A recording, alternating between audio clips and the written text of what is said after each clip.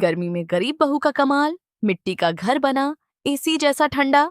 दिल छू लेने वाली कहानी साल 1995 की बात है। बिहार के एक छोटे से गांव में भयंकर गर्मी पड़ी थी। सूरज ऐसा आग उगल रहा था कि दोपहर में लोग घरों से निकलने से डरते थे। खेत सूख चुके थे, पेड़ों के पत्ते मुरझा गए थे और गांव के ज्यादातर लोग रात भर पसीने में सो नहीं पाते थे।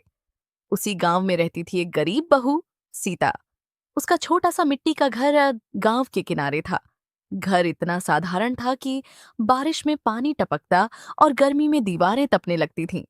सीता का पति रामू मजदूरी करता था, लेकिन कई दिनों से काम नहीं मिला था। घर में बूढ़ी सास, दो छोटे बच्चे और खाने के लिए मुश्किल से 2 वक्त की रोटी होती थी। उस दिन दोपहर में गर्मी इतनी बढ़ गई कि सीता की सास बेहोश होकर गिर पड़ी। बच्चे भी पसीने से परेशान होकर रोने लगे। रामू ने दुखी होकर कहा, काश हमारे पास भी शहर वालों जैसा पंखा या एसी होता। सीता ने आसमान की तरफ देखा और धीरे से बोली, गरीब हैं तो क्या हुआ, भगवान ने दिमाग तो दिया है। उस रात सब लोग गर्मी से जागते रहे, लेकिन सीता चुपचाप कुछ सोचती रही। अगले दिन सुबह वह गांव के तालाब के पास गई और वहां की गीली मिट्टी जमा करने लगी। गांव की औरतें हंसने लगीं। लगता है गर्मी में इसका दिमाग खराब हो गया है, एक औरत बोली। लेकिन सीता बिना कुछ कहे मिट्टी घर ले आई। उसने मिट्टी में भूसा और गोबर मिलाकर गाढ़ा लेप तैयार किया। फिर पूरे घर की दीवारों पर मोटी परत चढ़ाने लगी। उसने छत पर पुराने बोरे बिछाकर उन पर भी गीली मिट्टी लगा दी। रामू हैरान होकर बोला, ये सब करने से क्या होगा? सीता मुस्कुराई, बस 2 दिन इंतजार करो। गांव वाले मजाक उड़ाते रहे। किसी ने कहा, अब मिट्टी से एसी बनेगा क्या?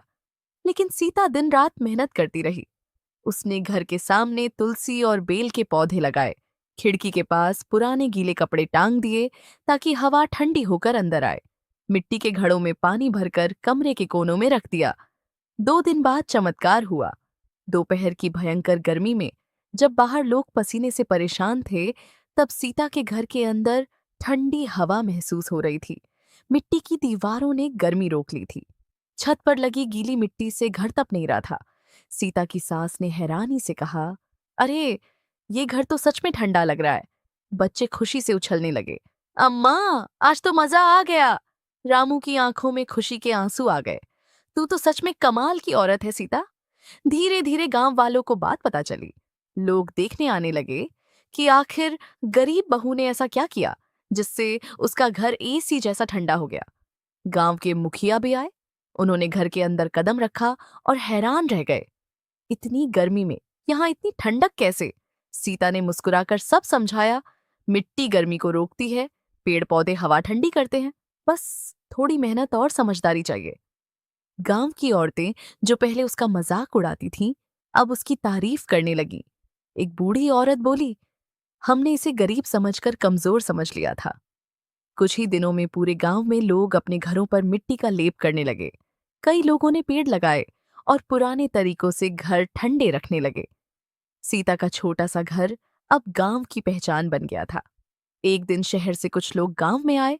उन्होंने सीता का घर देखा और उसकी तारीफ करते हुए कहा, आजकल लोग लाखों रुपए एसी पर खर्च करते हैं, लेकिन असली समझदारी तो प्रकृति के साथ जीने में है।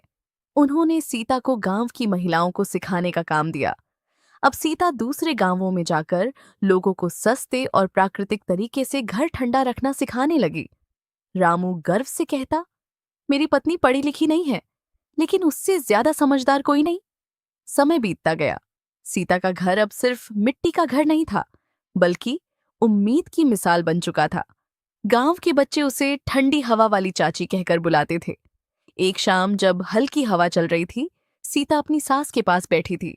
सास ने उसका हाथ पकड़कर कहा, बहू, तूने सिर्फ घर नहीं ठंडा किया, इस परिवार की जिंदगी भी ठंडी और खुशहाल बना दी।